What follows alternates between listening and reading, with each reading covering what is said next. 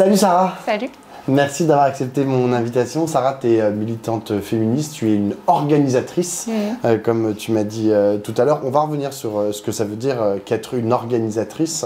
Mais si je t'ai invité, c'est parce que tu as publié un livre aux éditions Hors d'atteinte. Ça s'appelle « Militer à tout prix, point d'interrogation », sous-titré « Pourquoi nos collectifs nous font mal et comment les soigner ». Dans ce codex, tu reviens sur ton expérience en tant qu'organisatrice dans diverses structures, à la fois des entreprises, des associations, enfin surtout des associations d'ailleurs. Je ne sais pas si Change.org, puisque tu as été directrice de Change.org France. Ouais, c'est une entreprise. C'est une entreprise, voilà, c'est pas une association. Donc dans diverses structures qui avaient toutes comme lien, comme point commun d'être des entreprises militantes. Alors ma première question, elle est toute simple. Qu'est-ce que ça veut dire pour toi militant, militer? Comment est-ce que tu définis ce mot? Moi, c'est un mot avec parfois lequel j'ai un peu de mal parce que je l'associe à son étymologie militaire. C'est-à-dire c'est celui qui suit, c'est le dogmatique qui va suivre ce que le centralisme démocratique aura décidé pour lui. Toi, comment est-ce que tu le définis? Alors pour moi, quelqu'un qui est militant, c'est quelqu'un qui se bat, qui agit pour une cause particulière. Mais c'est vrai que moi, j'ai l'habitude d'utiliser le mot activiste. Et pour ce livre, j'ai utilisé le mot militant pour une raison. Un activiste, une activiste, c'est quelqu'un qui agit sur des causes. Un militant, c'est souvent plutôt une personne qui agit sur des causes aussi, mais au sein d'une organisation, au sein d'un collectif. Donc moins de manière indépendante. Et donc pour moi, le fait de militer ou le fait d'être activiste, c'est s'engager pour faire avancer des questions qui sont importantes pour nous. Et on le fait de différentes manières. Donc il y a différents modes d'action, il y a différents systèmes dans lesquels on peut s'insérer pour agir, que ce soit dans des collectifs locaux, que ce soit dans des ONG, que ce soit d'ailleurs à titre salarié ou à titre bénévole. Il y a plein de modes. Donc moi, j'aborde un peu tous ces modes sous le vocable de militantisme. Et moi, pour moi, ce qui est important justement dans la question de poser la question du militantisme, c'est le mot qu'on a toujours utilisé pour parler de engagement sur des causes. Est-ce qu'aujourd'hui c'est toujours le bon mot? Est-ce qu'il faut remettre en cause justement tout ce que ça charrie de l'univers militaire, de tout ce que ça charrie en fait d'imaginaire autour de la politique? Est-ce qu'il ne faut pas réinventer en fait une nouvelle forme de militantisme qui serait différente? Mais alors justement, au-delà de la question des imaginaires, est-ce qu'il y a une réalité dans les sphères militantes au pluriel à cet aspect militaire de l'organisation, de cet engagement collectif? Absolument. En fait, pourquoi on parle de militantisme? Parce qu'en fait, on parle d'une action coordonnée et organisée. Et donc, l'idée de la racine militaire, ça vient du fait que c'est des actions qui ne sont pas menées de manière spontanée par des gens, chacune et chacun de leur côté, mais plutôt quelque chose qui est organisé de manière centrale. Et le travers, en fait, de cette espèce de culture, c'est aussi qu'elle arrive avec une idée justement d'être centralisée, très hiérarchique, très structurée, avec peu de place à la fois pour le dissensus, le travail collectif, l'intelligence collective. Et donc moi, c'est vraiment ce que je questionne dans le livre, c'est qu'est-ce qu'on hérite en fait de systèmes un peu autoritaires, patriarcaux, de systèmes racistes et qu'on reproduit dans notre militantisme, dans notre activisme. Mais au fond, moi, à la lecture de ton livre, je me suis dit, mais en fait, ce que tu décris, on va revenir sur les différents travers qu'on peut, et les différents problèmes en fait, qu'on peut rencontrer dans ces mondes militants, mais au fond, ce que tu décris, c'est juste une société militante qui ressemble à la société en général, avec ce dont tu parles, les problèmes de domination raciale, les dominations hiérarchiques, les dominations de classe, etc. Et bien évidemment patriarcales. Est-ce que au fond, c'est ça que tu veux dire, que c'est exactement la société militante, c'est la société, a le même problème que la société. On n'a pas réussi à inventer dans ces espaces militants des mondes qui soient un peu plus, entre guillemets, purs que le monde extérieur, la société normale. Alors d'abord, je pense que la pureté, ça n'existe pas et il faut qu'on évite de la rechercher. Mais par contre, en effet, je pense qu'il y a beaucoup dans notre manière de militer qui reprend des codes de la société dans laquelle on vit. Et moi, j'aime bien l'image qui est souvent utilisée quand on parle de racisme ou quand on parle de sexisme. En fait, c'est l'air qu'on respire, ça fait partie de nous, c'est partout dans notre culture. Donc forcément, si on n'a pas une action déterminée à se poser des questions sur la manière dont on agit les uns envers les autres, pas uniquement en dehors du militantisme, mais aussi dans le militantisme, en fait, on ne va pas au bout de la démarche de lutte contre les dominations, contre les systèmes d'oppression qui sont partie prenante en fait de notre quotidien. Donc pour moi, ça ne veut pas dire que ça n'existe pas. L'idée de ce livre, c'est de se dire à la fois qu'est-ce que moi j'ai vu dans mon quotidien, qu'est-ce que des gens que j'ai interrogés et des militants et des militantes avec qui j'ai parlé ont vu de ces symptômes de cette culture de domination, et quelles sont les alternatives qui existent, parce que c'est aussi vraiment ça le propos, c'est de se dire en fait c'est comme le capitalisme, hein, c'est pas le seul modèle économique qui existe, et ben dans le militantisme, ce mode de militantisme qui reproduit de l'exclusion, de la domination, c'est pas la seule solution. On peut lutter différemment, aussi efficacement, même peut-être plus efficacement, avec une culture qui est complètement différente et qui nous permet de nous détacher de ces modèles qu'on combat sur plein d'autres aspects. Rentrons un peu dans le fond de ce que tu racontes dans le livre. Un des problèmes auxquels tu es confronté et qui revient d'ailleurs souvent, c'est la question, alors je vais le formuler avec mes mots, mais en gros quand on s'engage, on a un peu envie de changer le monde. Et donc il y a une question d'échelle en fait de cet engagement et des promesses en fait de cet engagement. Toi, tu y vois comme un problème en fait, que de vouloir changer le monde et de vouloir, et tu parles même de volonté hégémonique. Comment est-ce que tu estimes que la façon dont je viens d'exprimer c'était correct, et deuxièmement, comment est-ce qu'on contrecarre ça? Est-ce qu'il y a un moyen de dire non mon gars, non ma meuf, on va pas changer le monde tout de suite, genre occupe-toi de petits problèmes locaux. Est-ce que c'est par ça que doit passer le militantisme pour ne pas tomber dans les travers de l'hégémonie qui reproduit ce qui se passe dans le monde capitaliste? Alors je pense qu'il y a deux questions que tu poses et les deux sont intéressantes. La première, c'est la question hégémonique des organisations. C'est-à-dire que est-ce qu'on a besoin d'avoir uniquement des organisations massives qui captent l'ensemble des ressources et des forces militantes, ou est-ce que c'est plus efficace d'avoir une multiplicité d'organisations qui permettent à la fois, quand elles travaillent en coalition, d'être plus puissantes, mais aussi d'être plus résistantes, notamment dans un cadre politique qui est de plus en plus, qui réprime de plus en plus les activités, qu'elles soient associatives, de développement du pouvoir civique, etc. Donc ça, c'est la première question. Et moi, ce que je dis justement, c'est qu'on a tendance, dans nos organisations militantes, à rechercher une forme d'hégémonie parce qu'on hérite aussi de ce modèle qui est un modèle capitaliste où on dit, en fait, plus on a, mieux c'est, plus on est gros, plus on est important, plus on est légitime. Et donc moi, je questionne en fait la question de l'hégémonie, à la fois individuellement dans nos collectifs, comme on a envie de devenir puissants, forts et centraux, mais aussi en tant qu'organisation, comme on refuse de se poser la question de quelle est notre place en fait dans l'ensemble de ces organisations qui existent pour être efficaces. Donc ça, c'est la première question. La deuxième question que tu poses, c'est la question de l'échelle d'action. Est-ce qu'il vaut mieux essayer de changer le monde, de changer la France, de changer à une échelle géographique importante, ou est-ce qu'il vaut mieux commencer près de chez soi? Je pense que les deux sont complémentaires. Et moi, c'est vraiment l'idée de mon livre, c'est de dire la force de notre militantisme viendra justement de la multiplicité des tactiques, de la multiplicité des actions et de la multiplicité des échelles. Quand on dit commencer près de chez soi, pour moi, c'est important parce que c'est ce que j'essaie de faire passer dans le livre. Pour moi, être militant, c'est pas trouver des gens qui sont déjà acquis à notre cause pour se dire à quel point on est tous d'accord. C'est aller chercher d'autres personnes qui soit ne sont pas encore d'accord avec nous, soit ne savent pas qu'elles sont d'accord avec nous. Et donc, chercher à faire entrer les gens dans le militantisme, c'est offrir des espaces d'engagement accessibles. Et en fait, on le voit aujourd'hui, le gros problème de la gauche, c'est qu'elle est concentrée sur les grands pôles urbains, elle est concentrée sur l'actualité nationale, les débats nationaux. Et en fait, le travail de terrain, le travail vraiment d'aller frapper des portes, d'aller comprendre ce qui se passe sur les territoires, et mais surtout d'aller aider les gens à s'organiser sur les territoires, il est délaissé. Donc, en effet, cette espèce d'approche purement nationale, massif, pour moi, elle n'est pas une bonne solution stratégique, elle n'est surtout pas un bon point d'entrée pour que les gens aillent militer.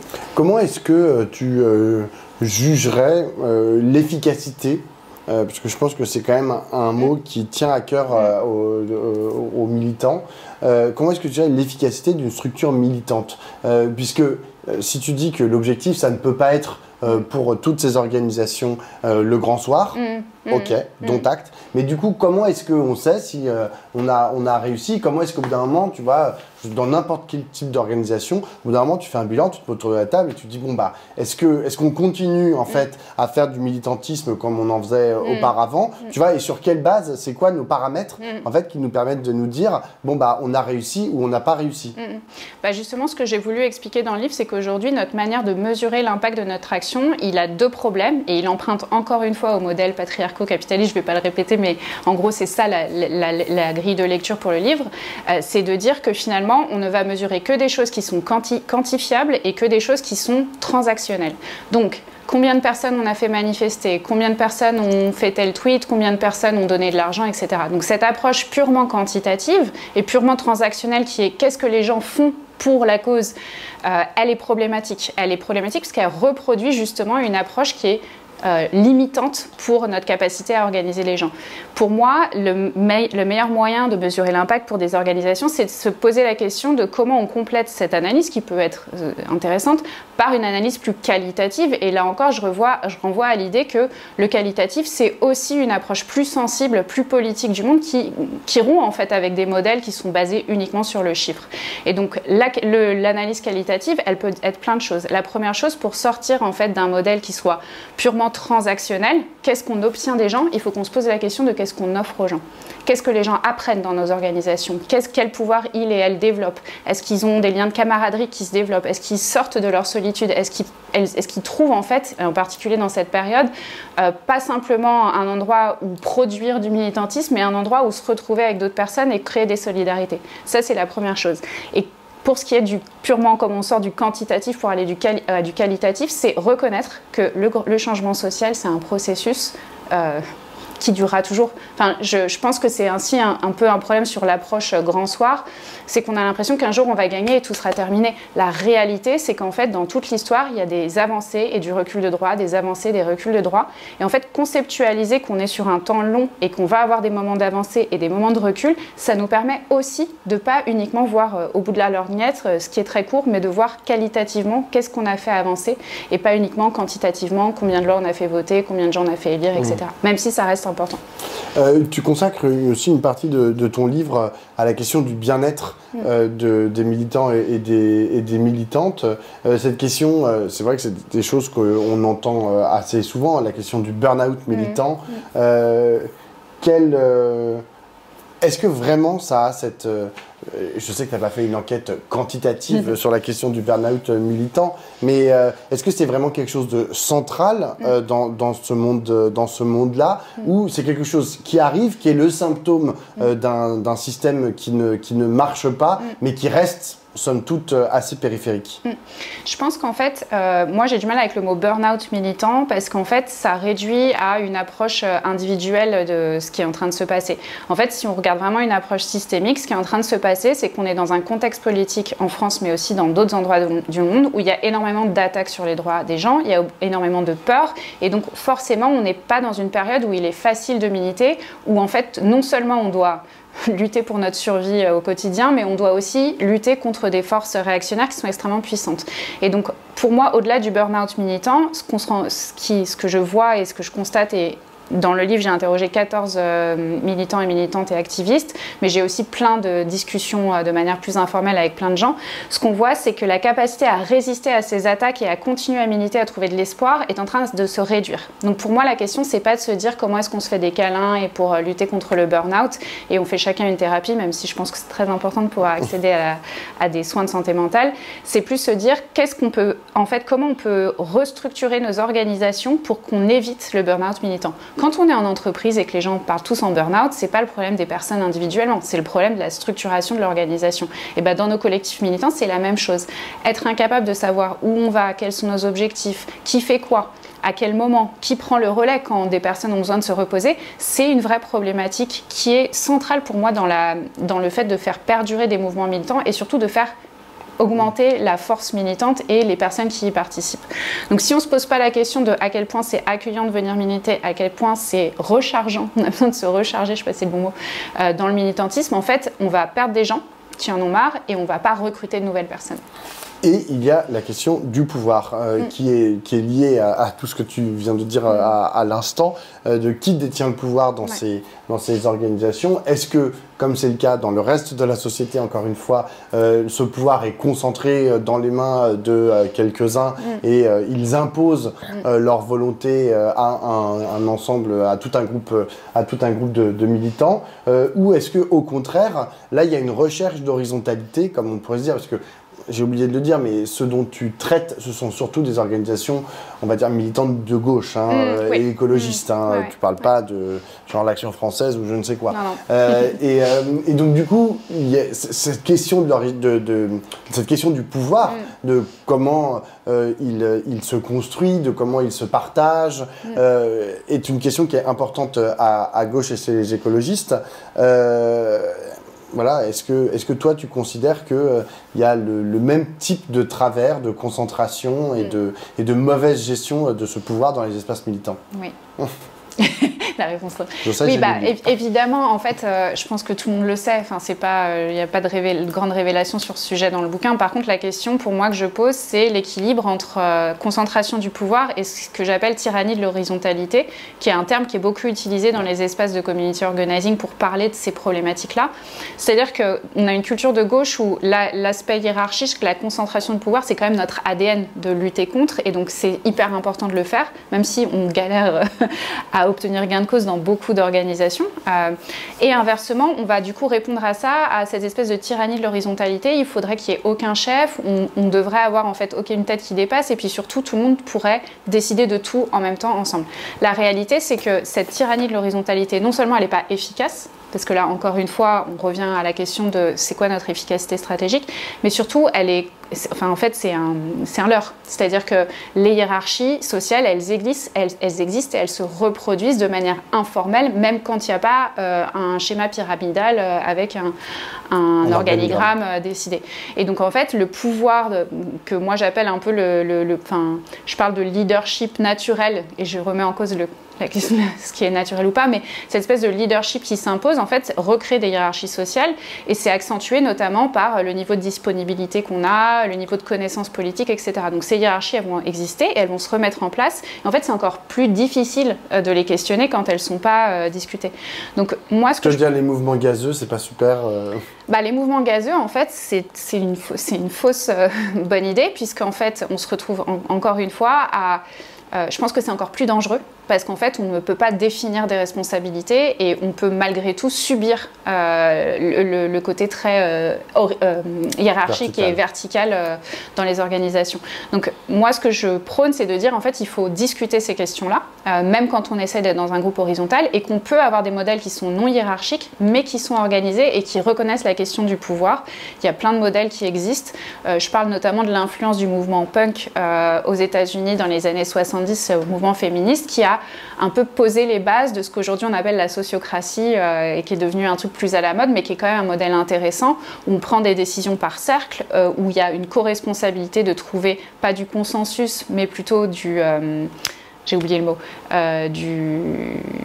au lieu de chercher le consensus où tout le monde serait d'accord, on va essayer de trouver réponse à des oppositions qui sont formulées. Donc là aussi, avoir une bonne culture du débat.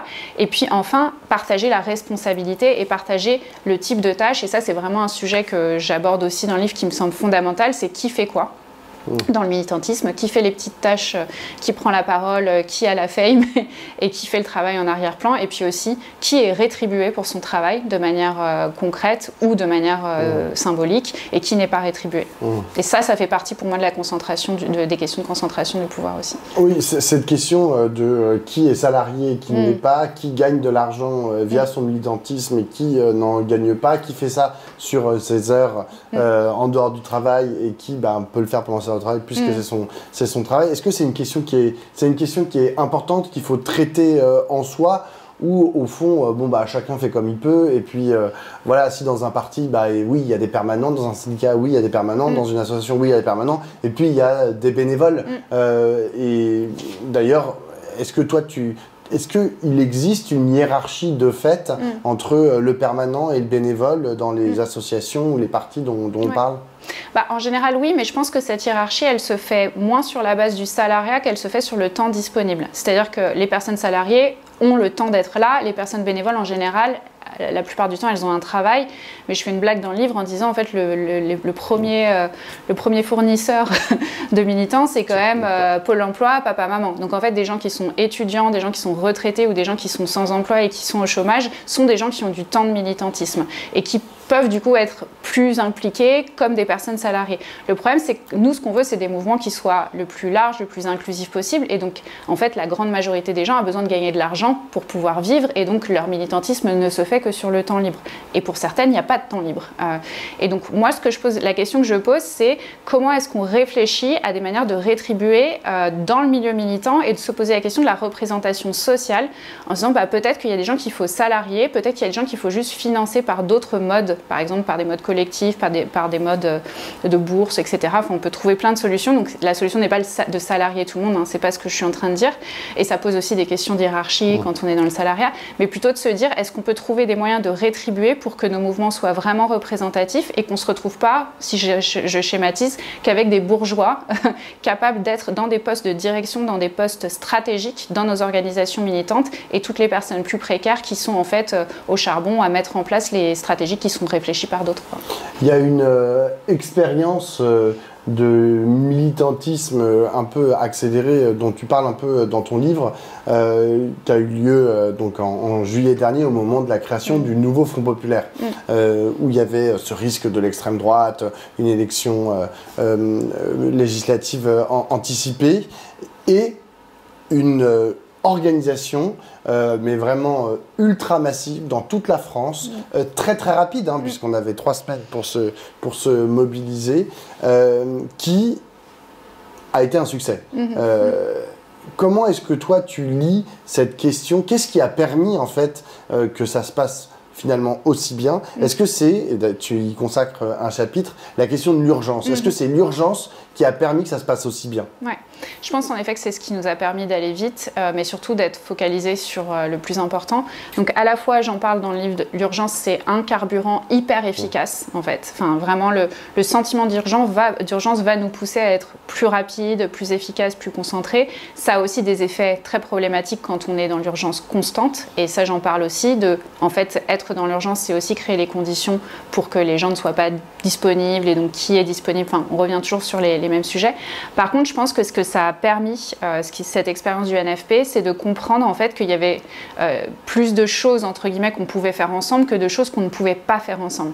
Et au-delà des idées, plus de choses sur lesquelles on est d'accord que de choses sur lesquelles on n'est pas d'accord, en fait, on a mutualisé ces ressources qu'on avait disponibles parce qu'on n'avait pas le temps de se faire la guerre à qui allait être sur la photo, qui allait avoir plus d'argent, etc. Et donc cette efficacité, et j'en parle de l'expérience plutôt côté société civile, puisque moi c'est là que je me suis engagée avec une coordination de 130 organisateurs, militants, etc. D'ailleurs, qui faisaient partie à la fois de collectifs informels, de collectifs plus formalisés ou des salariés de grandes ONG, où on a mis en commun à la fois des ressources en temps, des ressources en expertise, de l'analyse aussi de données, par exemple, des circonscriptions pour comprendre où étaient les circonscriptions clés. Et donc, en fait, ce partage de ressources, de savoir-faire a pu être utilisé par l'ensemble des organisations qui faisaient partie de ce groupe-là, et plus largement, puisqu'elles les ont diffusées également. Et donc, je pense que c'est ça l'intérêt de cette urgence, c'est qu'elle nous a permis de nous dire on peut faire des choses ensemble plus facilement, et en fait il y a des choses où on peut passer outre, parce que je pense qu'il ne faut pas mettre la poussière sous le tapis et dire que tout le monde est beau, tout le monde est gentil, on est tous d'accord sur tout. Par contre, et j'en parle dans le livre, il faut faire la différence entre la grande guerre et les petites guerres. Et pour moi en fait c'est vraiment le cœur de notre action. En fait, si on veut être efficace, il faut se poser la question d'une priorisation de nos conflits politiques, et aussi de se poser la question de le conflit politique ressemble à quoi? Est-ce que c'est un conflit, ou est-ce que c'est un rejet total, ou est-ce que c'est une mise au banc? Et ça, j'en parle aussi sur la manière dont on va être de plus en plus binaire en fait dans notre approche du militantisme, et ne pas en fait saisir le potentiel stratégique et émancipateur de la nuance, de la complexité, de la multiplicité à la fois de nos modes d'action, mais aussi des sujets sur lesquels on s'engage, quoi.